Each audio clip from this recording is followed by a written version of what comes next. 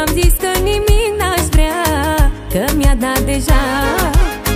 Și să-mi doresc altceva, cât o am pe sora mea, omul cel mai sfânt de pe întreg pământ. Sora mea, vreau să știi că eu mi-aș da inima și sufletul, să fii bine tu.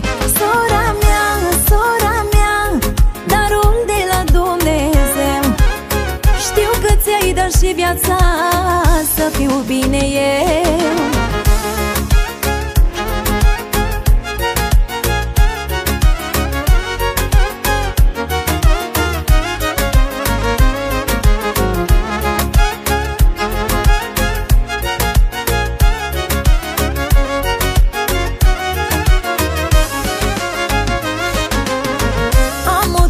Să zâmbesc numai dacă mă gândesc că o am pe ea, surioara mea.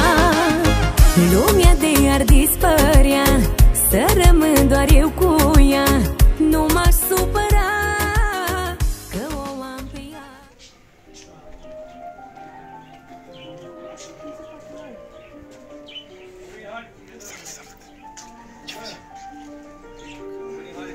Bună seara! Bine v-am găsit! Ce faceți, oameni frumoși! Hai, Alexandra, haide, vină cu curaj! Hai, vină aici în mine să o vedem pe frumoasa noastră Alexandra! Ce faci, draga mea? Ne întâlnim și azi și te fac din nou să plângi! Cineva drag m-a trimis astăzi în casa ta, la frumoasa vârstă de 32 de anișori, așa ca o prințesică, uite acolo. Îți stă frumoasă tricou. Cine crezi că m-a trimis astăzi la tine? Sora ta? Dar văd că ești înconjurată de atât de mulți oameni. Ești sigură că este ea? Sigur. Ok. Dar nu să zic din prima dacă e adevărat sau nu. În primul rând am să-ți înmânăcesc frumos buchetul de flori. Am făcut unul mare, așa că vârsta noastră, tot și știi, și eu deodată cu tine.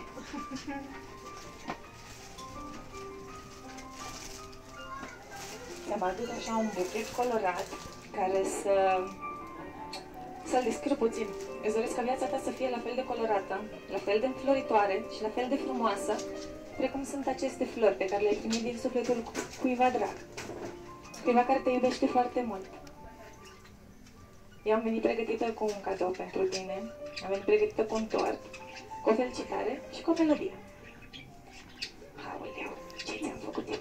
Ți-am stricat machiajul.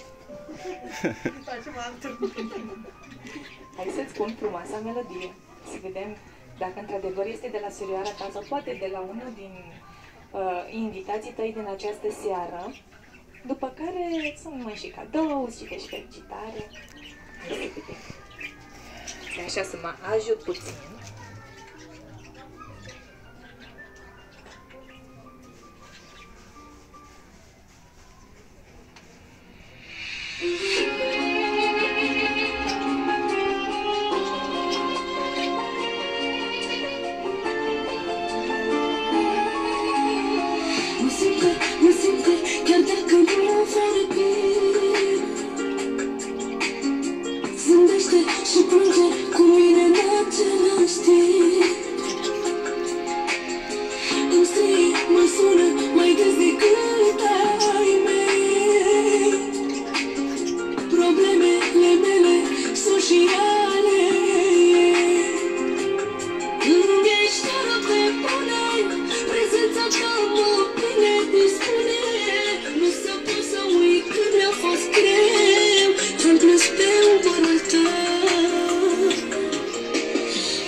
Sorry.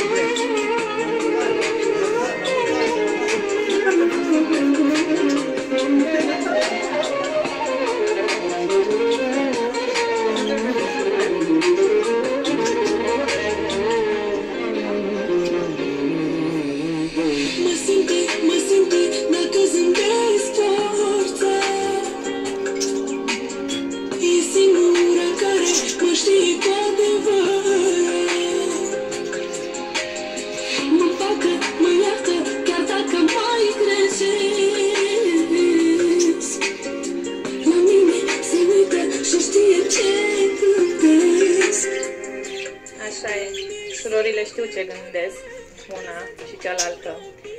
Surorile simt întotdeauna când celelalte este greu sau când este bine. Și a avea o soră este o binecuvântare, pentru că de oricâți prieteni ai fi înconjurat în viața aceasta, niciodată nimeni nu o să se compare cu un frate. Chiar dacă te cerți, te împaci, pentru că sângele nu se schimbă. Prietenii astăzi sunt în fața porții, dar mâine pot pleca și nu se mai întorc. Așa că sora ta s-a gândit să-ți facă această frumoasă surpriză pe care îți spune cât de mult te iubește și cât de mult te apreciază. Hai să vedem și ce mesaj am de la ea. Între timp o să-ți dau și cadoul, un ceas personalizat făcut de mine. Nu aprinde rămânări? Bine, Mihai, la final, ca să spargem viața. Aici ai un ceas. Este un ceas personalizat pe care l-am făcut tocmai eu pentru tine, așa din sufletel. Hai să vedem și ce spune mesajul.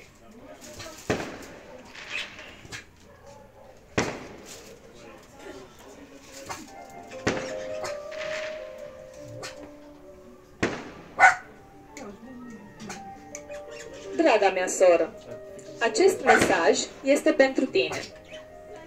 Vreau să-ți spun că te iubesc. Noi am crescut separat câțiva ani, dar asta nu a schimbat nimic niciodată între noi. Chiar dacă am fost la mii de kilometri distanță de tine, ne-am păstrat iubirea și grija mereu. Ești sora mea mai mare și mereu mi-ai vrut binele. Astăzi mă simt mândră și fericită că am putut fi aici prezentă lângă tine în această minunată zi din viața ta. Primul an în care îți pot ura la mulți ani și îți pot oferi un cadou. Tu ești cea mai puternică femeie. Ești exemplul de mamă. Îți promit din suflet, cum ai avut tu grijă de mine, așa voi avea și eu grijă de copiii tăi. Îți mulțumesc pentru tot ce ai făcut și faci în continuare pentru mine. Durerile mele le-ai simțit mereu și ai încercat să mi le iei cum ai știut tu mai bine. Vreau să știi că te iubesc, chiar dacă nu ți spun în fiecare zi. Și nu te iubesc doar în zilele speciale, eu te iubesc în fiecare zi. Ești sora mea, prietena mea și în același timp umărul meu, sprijinul meu. La mulți ani, surioara mea, să fii sănătoasă, fericită și iubită alături de familia ta. Nu am vrut să-ți văd lacrimile astăzi, dar ești o ființă sensibilă și te-am emoționat puțin. Puțin mai mult, așa. La mulți ani. Cu drag, sora ta mai mică, Maria. Aici e și felicitarea magnetică. Am considerat că, fiind din partea, este ok să ai fotografia cu voi două care să îți aducă aminte de această frumoasă zi. Hai să-ți cântăm și la mulți ani, să nu mai plângi. Mulți ani trăiască, la mulți ani! Mulți ani trăiască, mulți ani trăiască, la mulți ani!